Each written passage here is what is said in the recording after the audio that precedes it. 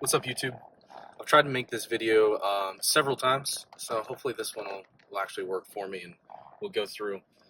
I have some training footage for you. I've got a leg day that I recorded and I'm going to put out, and I'm probably going to have this at the beginning of the video just to explain some of my ideas and ideology behind resistance training. I am a bodybuilder, so my goal is always to build as much muscle tissue as quickly as possible while minimizing the risk for injury. But the principles of resistance training should carry over for anyone. If you are lifting weights, the goal is to build muscle. The goal should be to do that with as little work and effort as possible. So I'll just start at the very beginning, broad overview. I've learned a lot of these principles from Dante Trudell, from Jordan Peters, from Scott Stevenson, some movement pattern things from Jordan Shallow, periodization information from Sal DiStefano and Adam Schaefer, the guys at Mind Pump. Justin, I'll toss you in there too. So when you take a look at resistance training, there's three big principles that you should understand, or at least three major variables.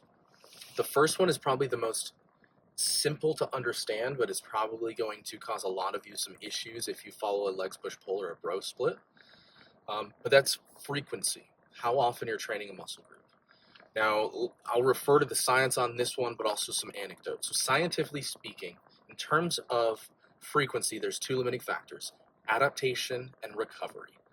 Adaptation is the positive benefit from resistance training that we want. That's adding new muscle tissue, building muscle. That's how long muscle protein synthesis is elevated after your resistance training. In new individuals, that's about 72 hours. In well-trained individuals, that's about 48 hours. Those are the positive benefits of resistance training, the positive adaptation. Recovery can last upwards of 6, 7, even 14 days. Recovery is simply getting back to baseline, what you were capable of doing last time. Which means if you are training once every 5 to 7 days, you're missing out on 3 to 5 days of growth because you're only growing for 2 to 3. If you're also making yourself so tremendously sore that you can't train again within 3 days, you're overdoing it, and you should manipulate the other two variables that I'm going to discuss.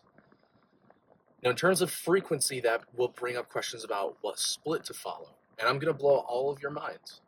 In terms of a bodybuilding, getting muscle as quickly as possible for multiple years when you start, you should be doing a full body training routine. You should be training every other day or 3 days a week. If you train every other day, that falls to 3 to 4 days a week because it doesn't fall into a perfect 7-day schedule, or you can train a Monday, Wednesday, Friday. Fantastic results, fantastic success. Once you've done that long enough, you can't progress it anymore. You should switch to an upper-lower split. A couple more thoughts on frequency. If you practice something once a week versus your opponent practice something 3 times a week, who's going to be better? There is an aspect to resistance training where it is skill-based, and the more often you practice it, the more you do it, the better your body is going to be at it. The more muscle tissue you will build, the stronger you will get. The other two variables are intensity and volume, and they're both mutually impacting with each other. And honestly, to make this as easy as possible, you should look at your training variables, these three: volume, frequency, and intensity, like a pie chart. If one goes up, the other must come down. So when you're going from a bro split where you may be doing 20 sets of chest on Monday, well, volume is going to have to come down because frequency is going up. You're going to be training chest 3 times a week now. So instead of doing 20 sets all at once, you may only need to do 3 or 4 sets. That'll equate to probably 9 or 12. But the quality of that work is going to improve significantly. By the end of your chest session, you're not probably moving lots of weight. You're really not taking the muscle to a point of positive failure. It's already achieved failure. It's already achieved mechanistic failure within multiple sets if you're actually training properly. If you have the intensity to keep pushing at the same level through your entire session, you're probably not training hard enough. If you can repeat your sets a minute after doing it, you're not actually training to failure. If you train to failure, you will not be able to replicate that set again.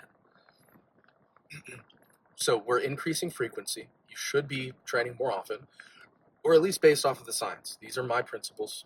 that I understand from people that are much smarter than me and things that I've seen anecdotally within myself and with other clients that has worked tremendously well. So take that as you will. I've also studied biochemistry and have multiple nutrition and personal training certifications, but that actually really doesn't mean much in the grand scheme of things because I went to school with people that are also very unintelligent. So frequency and or volume and intensity, I'll make them very simple. Intensity is percentage of your 1 rep max that you lift. So if you're doing, say you are doing a 1 rep max, you're 100% intensity. Volume's going to have to come down significantly. You're not going to do 10 sets of that. At least you shouldn't. But if you back off and only lift 70% of the 1 rep max, you can do a lot more reps with that. So your volume increases. Then it gets to the point, well, what percentage should I be lifting for what volume? Great question, because that leads us into something called periodization.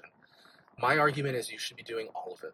We know reps as low as 1 to 7 can develop central nervous system strength. 8 to 12 generally help with hypertrophy the most. 12 to 20, even upwards of 50, can possibly help with sarcoplasmic hypertrophy, but we do know it helps with glycolytic work and improving muscle roundness in terms of bodybuilding, or just increasing insulin sensitivity. You create more space within the muscle for glycogen.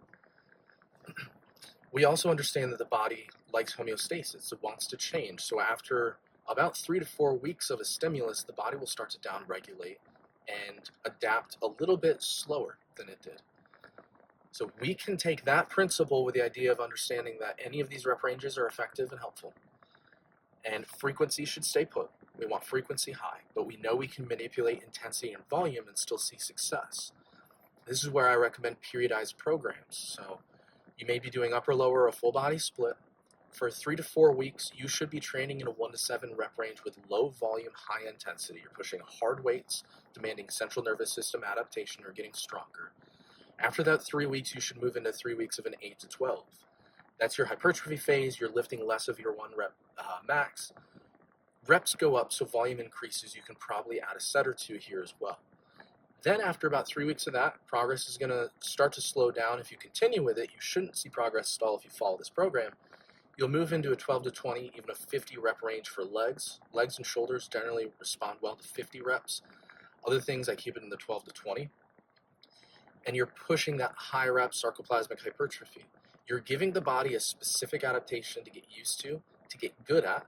You should be keeping a logbook so you're consistently getting stronger, but you're not giving your body the same thing over and over again in a state that's going to lead to adaptations in a negative way where responses start to slow down. Now, I'm very open to being wrong on these things, and even the periodization, I somewhat question within myself, because if I continue to overload with weight, I should be able to continue to maintain progress. But this is also where I've seen great amounts of injury in myself. So take what I say with a grain of salt. I am not the ultimate authority, but these are some principles that I'm going to be delving deeper into. This is a broad overview of my training and my philosophies. It is backed by science. If you want the PMIDs, I can share them. But I truly believe this is the future of resistance training, and this is the way things are moving. So do your research. If you want to understand more, please reach out. Hit me in the comments. But I'll show you guys my leg day, take you through that, show you what I do, and we'll carry on.